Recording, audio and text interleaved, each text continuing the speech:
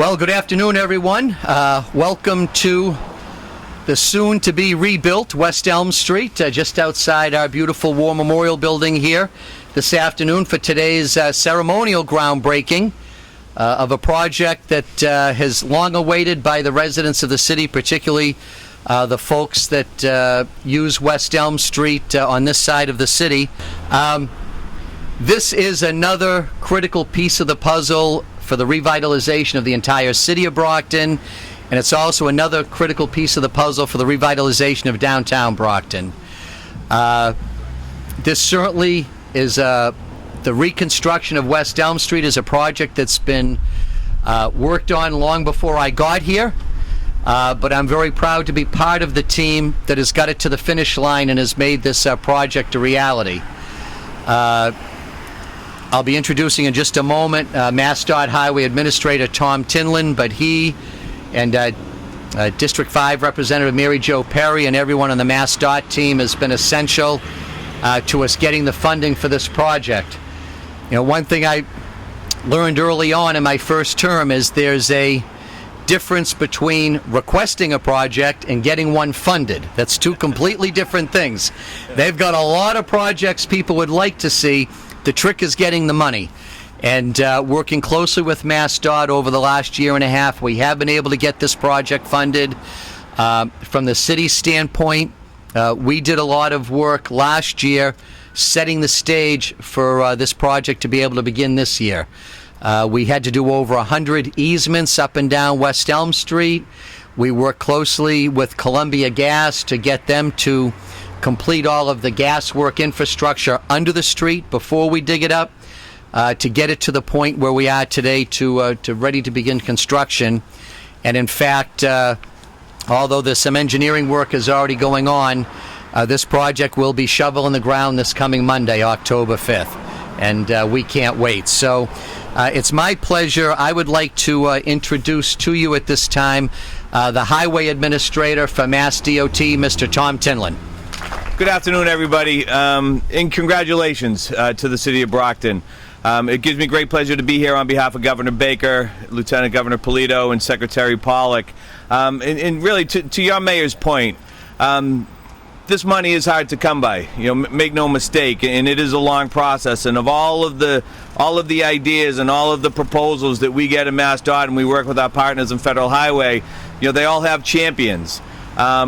But sitting in the City of Champions, I will tell you, this project stood on its own merit. You had strong advocacy, not just from your elected and appointed officials, but from your community members, from your constituents, and from people who use your roadway system. So this truly is an important and a historic day.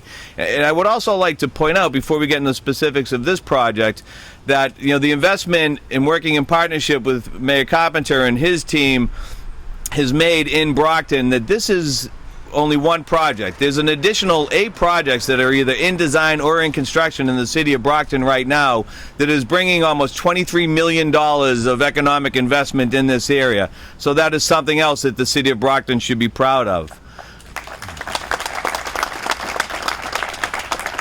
With this particular project, as we're announcing today, it doesn't just benefit the motorist. It also benefits the pedestrian. It also benefits the environment. What we will be including is drainage and utility improvements, widening the roadways and resurfacing the roads, and modernizing our traffic signal equipment in this area. And really, you know, not just reconstructing the sidewalks, but reconnecting the sidewalks to the pedestrian desire line. And we will be installing a flashing yellow beacon to add that extra level of protection and to frankly remind the motorist, not that I would ever pick a mode of transportation I love the most, whether it be bicycle, motorist, or pedestrian, but when you're driving a multi-ton vehicle and you're going at a good clip and you might be a little bit distracted, every little bit helps to garner your attention and make sure that you realize you're in a community. People live here, people work here, people walk here. So as much as these large projects that y'all read about, the Longfellow Bridge, I-91 Viaduct in Springfield, hundreds of millions of dollars, the $4 million dedicated to this project are just important, if not more so, than those. Don't tell them I said that.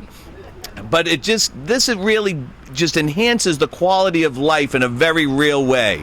it benefits all users of the roadway system, not just one. We're extremely proud to be here. We're extremely proud to be partners with the Carpenter administration, with all of your elected and appointed officials, and we're in this for the long haul. So we look forward to continuing this partnership moving forward. And again, we're just a phone call away. Thank you so much for having me. You know, I would be remiss if I didn't also make sure to mention our appreciation with the work with the Baker Polito administration. Since they came in, they have made a commitment to work with cities and towns. Lieutenant Governor Polito has taken the lead on building the relationships between the administration and local communities and cities like Brockton.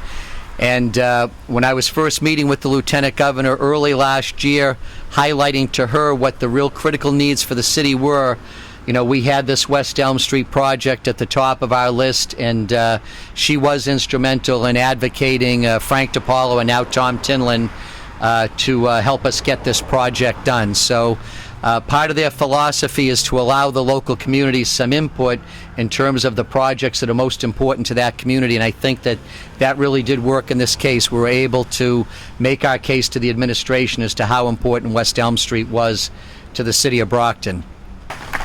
So before the wind grabs this canopy and flies away with it, we want to invite everyone over here to join us for the ceremonial groundbreaking.